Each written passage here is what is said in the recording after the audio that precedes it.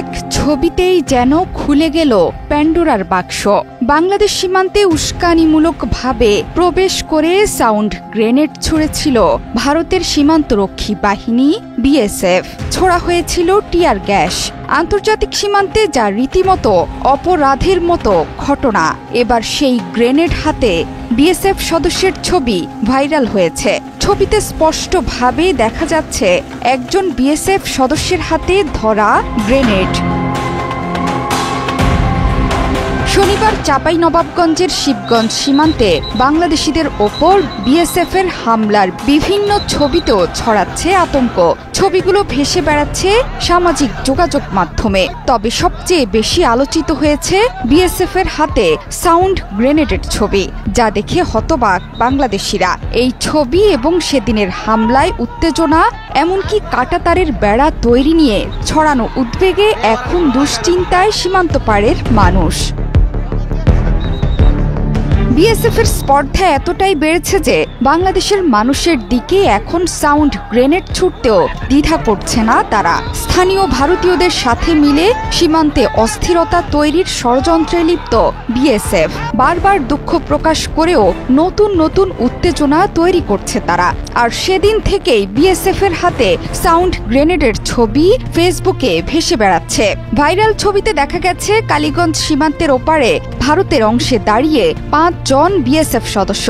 এক হাতে আছে বন্দুক, অন্য হাতে ধরে আছেন সাউন্ড গ্রেনেড, যা বাংলাদেশিদের ওপর নিক্ষেপ করার জন্য প্রস্তুতি নিচ্ছিল তারা। কিন্তু বাংলাদেশের সীমান্তরক্ষী বাহিনীর সাহসী সদস্য আর জনগণের সহযোগিতায় ক্রমাগত এই উস্কানি কমানো সম্ভব হয়েছে। এছাড়া স্বরাষ্ট্র উপদেষ্টা জাহাঙ্গীর আলম চৌধুরী বলেছেন, সাউন্ড গ্রেনেড ব্যবহার করছে ভারতের বিএসএফ, তাই এখন থেকে বিজিবিও ব্যবহার করতে পারবে।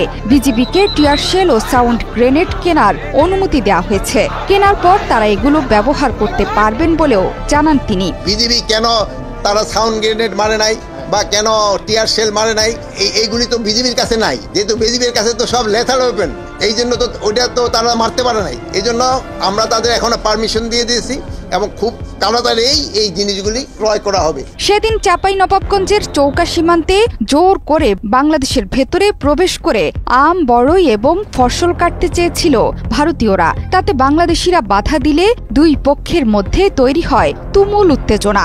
এমনকি ওপার থেকে গোলা, ককটেল এবং টিয়ার গ্যাস ছোড়ে বিএসএফ। তবে পুরো পরিস্থিতিতে বাংলাদেশের জনগণের সাথে কাঁধে কাঁধ মিলিয়ে সামাল দিয়েছেন বাংলাদেশের সীমান্তরক্ষী বাহিনী বিজিবির সৈন্যরা। এই বিষয়ে কর্নেল গোলাম কিবরিয়া জানান, চৌকা কিরণগঞ্জ সীমান্তে দিনভর উত্তেজনা থাকলেও বিকেলের পর পরিস্থিতি নিয়ন্ত্রণে আসে।